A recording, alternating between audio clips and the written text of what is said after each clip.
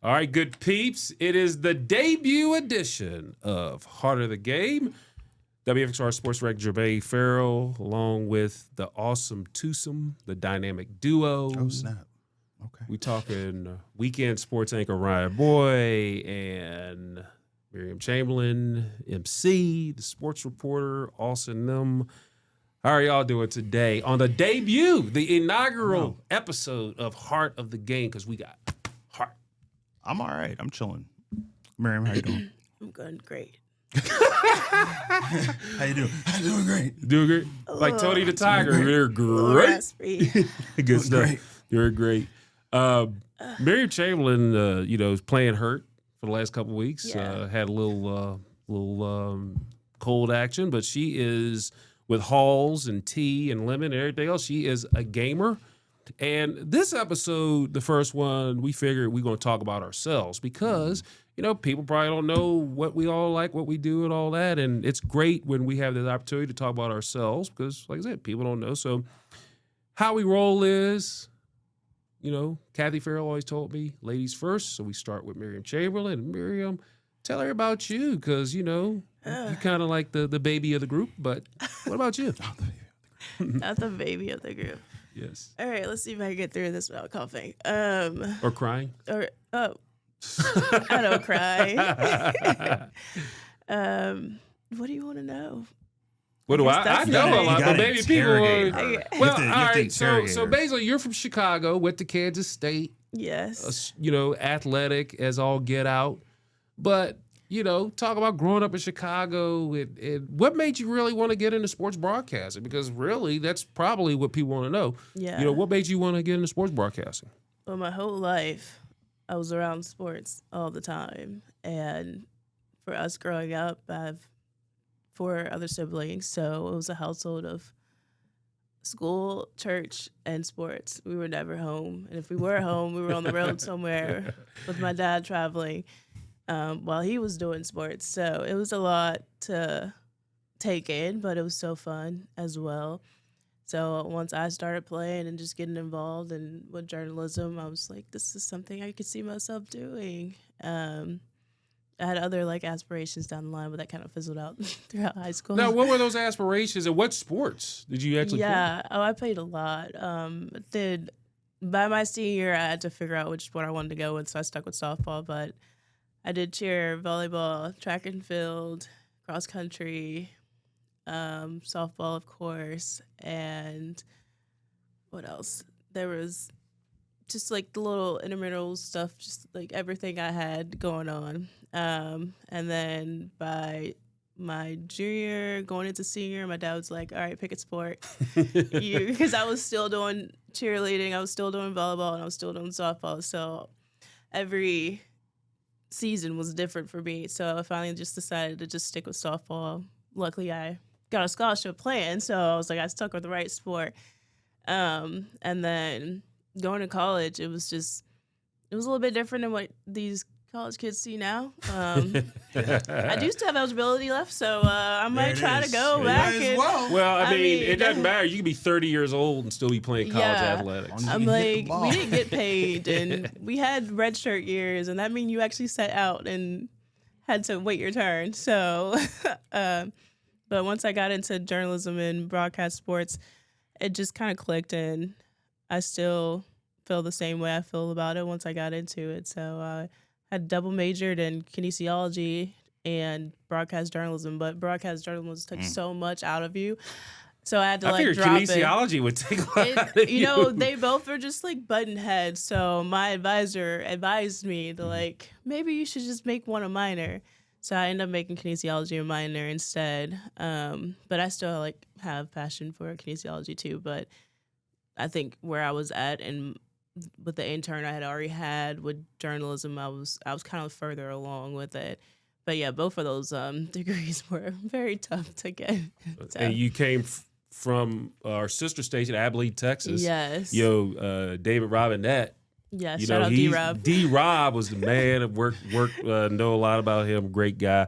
You talk about a guy that's a sports director, has been doing it for a long time down in Texas. I mean, he has really shaped a lot of young broadcasters. So kudos to D-Rob. Yeah. He's the man, 100 grand. Meanwhile, we go up a little bit in age and category and and our team, Ryan Moye. Like that was a steep hill to climb right there. So Ryan It's Moye. kind of steep. Yeah, a little bit. So it's getting steeper. That's right. So, I feel it every day. Ryan Moye, he is from the D.C. area. Shout out to D.C. And he went to Susquehanna Northwest College and Northwest. That's right. I had to shout out Northwest There you go. DC, baby. Susquehanna University up in Pennsylvania, and then also went to DePaul University. Yes, got a I master's did. from them. So, give us the Ryan Moye story. What gave you your love for sports, and why'd you want to get into journalism and broadcasting? All right. Well, the funny part is I'm gonna be very blunt on why I got into one. I like television.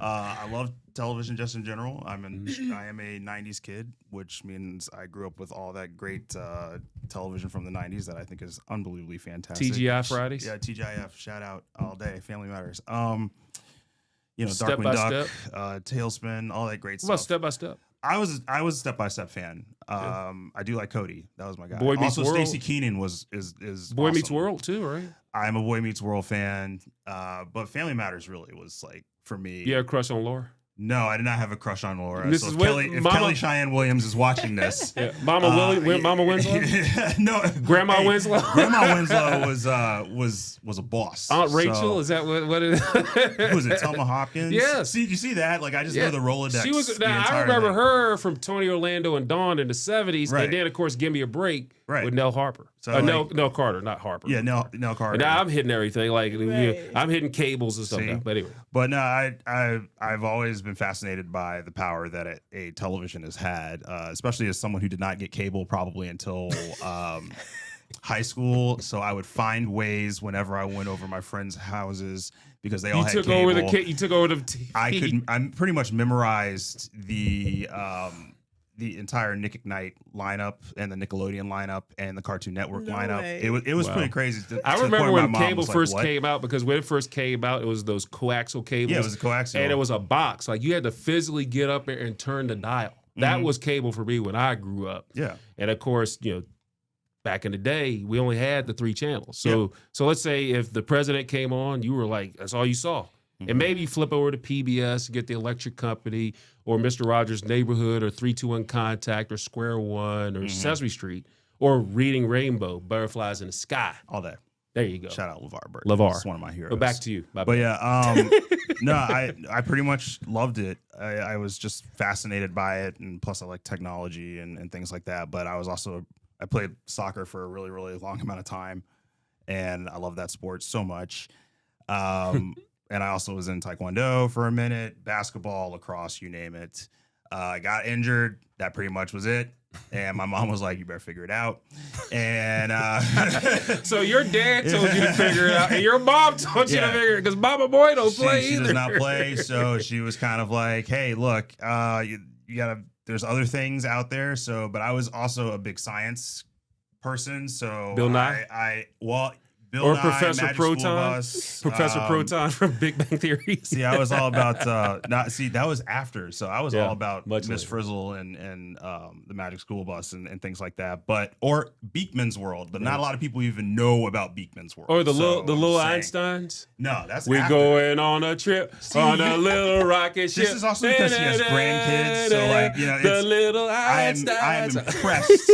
I am actually shocked that you know that. Yeah. Well, you got nieces Yeah, he is Yeah. and little nephews back then, Yeah. and then obviously the grandkids now. Yeah. So you gotta get But your shows in. no, that's pretty much I was also into science, so I wanted to be an astrophysicist for a minute, a paleontologist. Goodness. But then that required a lot of math. I'm horrible at math. So I was like, let me go into something that I know. My mom pretty much, was kind of like, look, if this is what you want to do, go ahead and do it. It's fine. If this is not what you want to do, then don't do it. If you feel like this might not be the segue, then you need to find another segue. So, I mean, I pretty much in undergrad, it was funny. My friend AJ and I, which is really funny, we were kind of the behind the scenes people at our television station. and a lot of everybody was like, hey, we want to do this, everyone wants to be on air and things like that. But we were the only two that really were kind of like, and that's not true. There were some other folks, but we were like, well, let's do the behind the scenes stuff, like technical directing and things like that. So you could learn that. I always used to say that we could run a 1992 studio better than anybody because that's pretty much how old the studio was.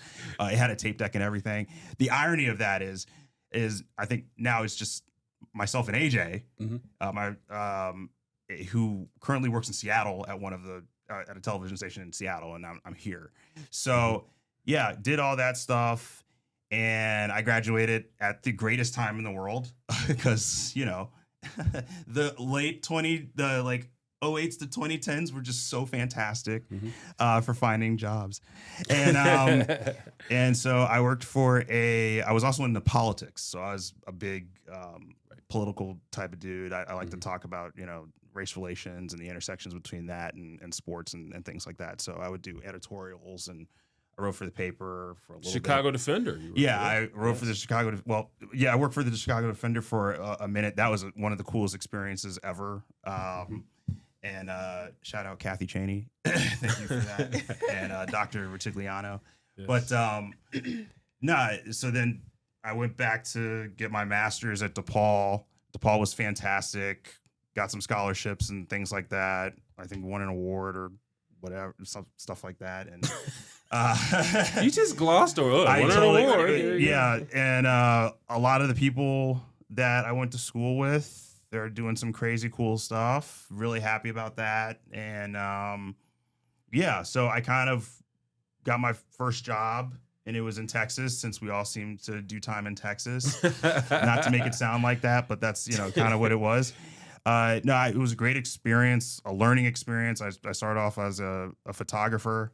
And I was a photographer for 3 days a week, and then I did weekends as a reporter, which I always say, like, if you can do that, you can do pretty much anything. Yeah, that's right. Yeah. So that was cool. One day, my news director out of nowhere was like, I'm going to put you in the sports department. I had done sports stuff earlier because I wanted to do it. I just kind of moved into the political realm and stuff like that because I had always liked that. I was kind of like, oh, really? So that's what we're doing? And I was like, you sure? Because you're going to miss me if I'm gone. Not to sound a little bit, whatever. That's a song. Who sang that? You going to miss me when I'm gone? There have so many remixes. There's so many remixes. It's a remix? Yeah. So we don't even know where the original came from. But no, pretty much I moved into sports, never really looked back. I've been pretty fortunate enough to be able to work in East Texas at a time where there were a lot of players, some who have won Super Bowls, were still doing stuff in college and things like that. I was fortunate to cover a Super Bowl. Not a lot of people have done that. Right. A few Final Fours with Stephen F. Austin. I think Coach Keller. I know he's no longer the coach there, but Coach Keller was always really great to me. Got to cover high school football in Texas, which you both know is crazy. It is bananas. Of everything. Yeah. I mean, if you know how to cover high school football. If you see the TV show and the movie Friday Night Lights, that's what high school football is. That's pretty much what it is. And I got to see some shout out to Mineola, Texas. I will always say that.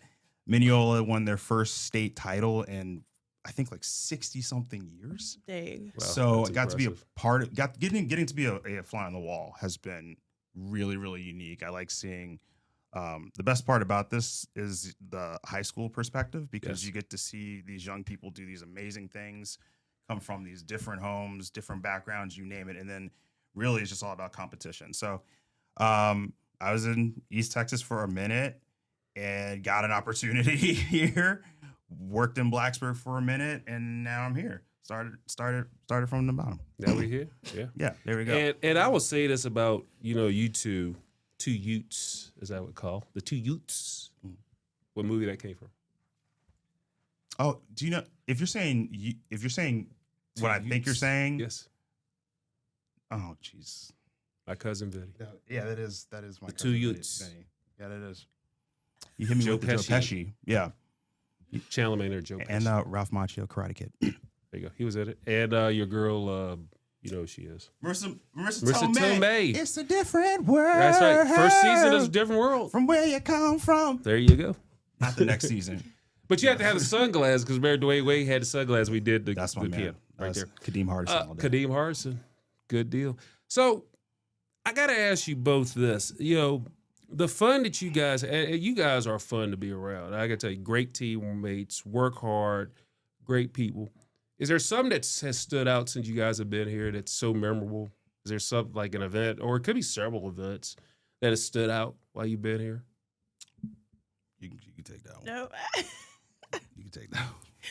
I'm struggling to find my voice here. Oh, yeah, that's right. I forgot about that one. Yeah, it's okay. I'll go first again. There you go. Ladies Not first. her making it sound even worse. It's I don't know. There's so many stories that comes across our desk, and honestly, to feel a part of the community, I think that's what I lean more towards. I'm trying to think of a story that's like stuck out. Or it could be several, because I mean, you've There been are out so there, many, like you've covered. Probably what stood out to me with you. What are the biggest things? And Oh, this is so God. funny. No, it's actually funny. Game of the week overtime, because you've been in some my overtime games. Oh, yeah, for she Game has. of the week. She really has. Like your first year, you were like overtime. Like your first game, I think, There was was, like, overtime. there And then was the last 3 game you weeks- did was overtime. There was 3 weeks back to back that every game I was at, Seemed like Lord Bob they were tied like it too. they went into overtime, and I specifically remember texting you, Mhm. and like by week 3, I was just like, I called you. I said, this is going into overtime. Yeah. I just have a hunch, and we went into overtime. Mhm. There was LB. I think there was Bird. That was a playoff game. That was a I playoff think that game. was a regional final. There was It's like 46-44 or something like that. I want to say Magna Vista was another team that went into Yeah, that was overtime. Yeah. I've had I don't know if it's like a blessing and a curse, but like we have a show to do, and it's really hard to try to send back content when you don't have a final score because they're going into overtime, double overtime. Facts. But it just says something about those teams that they are definitely willing to put in the work, and they know when the game ain't over until it hits 0. So that was a lot of my messages and questions that I asked for those coaches and players when they did finally figure out who the winner was. Yeah. I tell you, for me, and this is like I've been doing this a lot longer than you guys have. I've been doing it about 30 years, if you count everything else.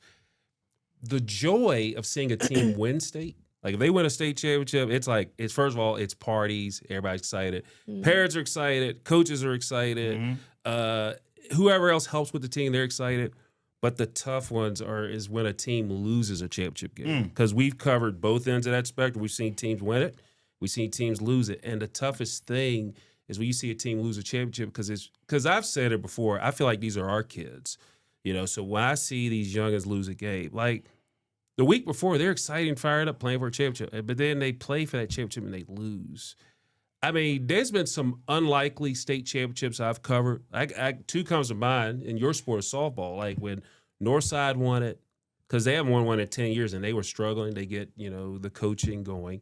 Mhm. And then Christiansburg. The next year, Christiansburg went state softball. Yeah, that was pretty cool. Which Yeah. two teams that when you thought of softball round, you didn't think of Northside Christiansburg. And then they win state championships. So probably the teams that you don't, because there's a team, okay, this team's going to win a state championship. You just have a feeling about it. And then there are others, probably the pleasant surprises, the ones that you feel like, oh, wow, they came out of nowhere. They weren't on our radar. Mhm. Those are probably the ones that are even more special.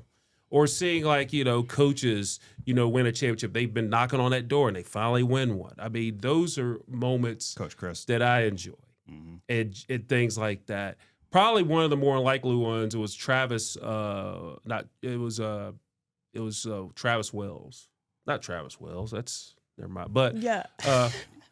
yeah, but not Travis Wells of Virginia Tech. But no, When he sees it was this, he's gonna be like, he's gonna "How be did like, you yeah, how make did it I win a this?" state championship?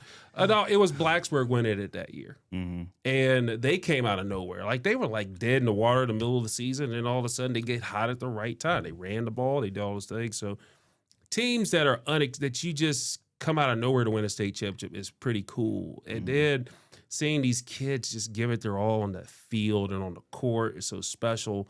And we're coming up on you guys' favorite time of the year, the spring sports with the softball, the baseball, the lacrosse, and the soccer. Yep. Talk about some of your favorite moments being part of the WFXR Sports team. I have to give a shout out to the Glenver girls and boys soccer teams. Yes, it has been a lot of fun. You cover them so much. You love them because they have a statue of you over there, Glenn. I don't know if they have a statue. They see you come like right boy. You need to get one. I will stand in 90-degree heat on turf, which makes it feel like 105. Yeah, apparently. But no, I mean, for anybody, it's just been to see the three-peat was kind of crazy. Guys like Cooper Mullins, because I think I call him Mr. Three-peat all the time. When you see those guys do what they do, and if I'm not mistaken, Mr. Feliciano, he's been on that team for I feel like forever. Yes, but because it's just you see him every year, and it's just one more thing, and it was crazy because last year that was wild to see, and it's how they did it. Right. They're going for 4 now, 4 in a row. Yeah, which is going to be kind of crazy. And I think they're in the mix for that. Yeah, I mean that and another fun one was definitely North Cross lacrosse. I don't think a lot of people give those teams enough credit. When Ian Cam was on that team, that was crazy. Yes. Just seeing what they were able to do, but at the end of the day, we have a lot of winners here. And I don't know what it is. It's kind of like I kind of equate it to Texas because everybody cared about the Metroplex so much. And I was always like, okay, that's nice, but we have plenty of young people in East Texas. We have plenty of people in North Texas. We have plenty of people in West Texas. Texas is its own country at this point. So because it's so that big. Yeah. And I'm like, from the Panhandle to the Gulf. I mean, that's a lot of land, a lot of space. We have a lot of great athletes in Southwest Virginia. So, and these athletes, they just are very hard-nosed athletes. You get what you get with them. I know a lot of young people ask me whenever I tell them I worked in Texas, they're like, oh man, so you cover Texas football? I was like, yeah, but give yourself some credit because you guys might, they might have they might be flipping and doing all this Power Ranger stuff. I said, but somebody gotta be the people who are, hard nosing it. You guys are those people, those folks. So, it's been really, really cool to see a lot of teams from our area be able to come away with some hardware, especially when it goes under the radar. Yeah. And what's neat is when you have parents and coaches and players trust us with their stories. I think when we could share their stories and share their passion and we put it on video, it's like we have a canvas, like a blank canvas, and we fill that canvas with everything. And I think what's neat, and then, even at the college level, we've covered the Final Four with the women, and I've covered Virginia winning the whole thing, Virginia Tech women going to the Final Four and great athletes. And then, seeing what Rafferty's done, Coach McGuire, and then seeing Ferrell make the transition from D3. It's like when I first started here, Ferrell was in the USA South Conference. Then they go to the ODAC. Now they're in the Conference Carolinas in D2. Look at Liberty. I mean, when I first got here, the Liberty Stadium you see now wasn't the same because they were in the Big South in football. They were playing FCS. Then they move to become an independent. They go to the Atlantic Sun, and now they're in Conference USA. So in this decade I've been here, they're in 3 conferences. And then, of course, seeing Virginia Tech and them winning the ACC. In men's hoops, seeing UVA win it. Yeah, Mike Young. Yeah, and then, Virginia Tech's women's basketball, the success they've had. Yeah, that's right. Which they can't, he doesn't eat popcorn now. I know. Because they don't have popcorn. I was like, okay, because I used to call him Mr. Oval Redenbacher. And I used to ask, so who has the best popcorn? I said, well, they're all good, but he says the Castle popcorn is really good. Is the best. But it'll be interesting to see, as we move forward, because we still have basketball. As we're recording this, we still have William Fleming girls, Salem girls, George Wythe girls, Galax girls. And then we also have Fort Chiswell boys. And then we also have Liberty Christian boys, which, by the way, as a 6 seed in their region, they're 2 wins away from winning a state championship. So Right. it's like one of those, it's March. This is the time of the year for basketball, and teams can make a run and teams could get hot and everything like that. But this is what we're going to be doing. I mean, we got Heart of the Game, and we're going to be bringing you shows periodically. We'll have it on the on WFXR Plus, and they'll also be on our YouTube channels, and everything else will be on our website. And, give a shout out to Dan. Yeah. How about Dan? Could you just step in the camera shot real quick? just, We got a couple put him on minutes. blast, like, he just rolls in there. Just I was gonna roll say, like, he in, just be like, rolls yeah, in. like there you go. There So it there is. There This it young is. man, he's like the president and CEO of WFXR Plus. Yeah, pretty much. Because we can't do it without Dan the man. Now that's putting me on blast. Yeah. So I set the bar real high. And then I think a lot of neat sport, like the Ronald Gaillard Dogs winning the SPHL. Well, we've seen teams make that transit. was really cool. Well, when I first started here, I mean, we had the Pulaski Yankees and the Danville Braves. Now they're rookie ball, and then we don't have the Hillcats and we don't have the Red Sox. We have the Ridge Yaks and the Howlers. the Howlers, the Hill City Howlers. So a lot has happened in the last decade since we've been here. Well, also Washington and Lee women's basketball. How about them? Both of the Zimmermans, Schleisner. Mary Mary. Schleisner. Ball and shot calling. I just want to say, watching that team, I've seen that team at ODAC the past, I feel like 3 or 4 seasons. Yes. Dang. Yes. Just hit me with that Kevin Hart. Yeah. And I responded in the same Don Cheadle way.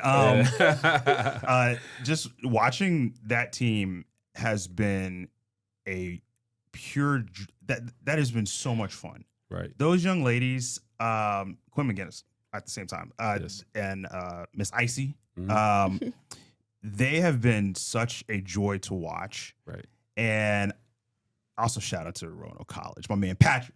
That's my guy. Oh my God. It took them 26 years. Thank Last you. time they won the 26 thing. years. Yeah. Roanoke College baseball going to the World Series. Lynchburg baseball, winning it all. has So- been wild. and they're ranked, I think, number Dominant. 2 in the nation. Yeah. So they Yeah. could do some damage. But as our time winds down, wish we had more time, but time's winding down. Yeah. But we'll be back. This isn't the last one because this is the first. I know one's the loneliest number.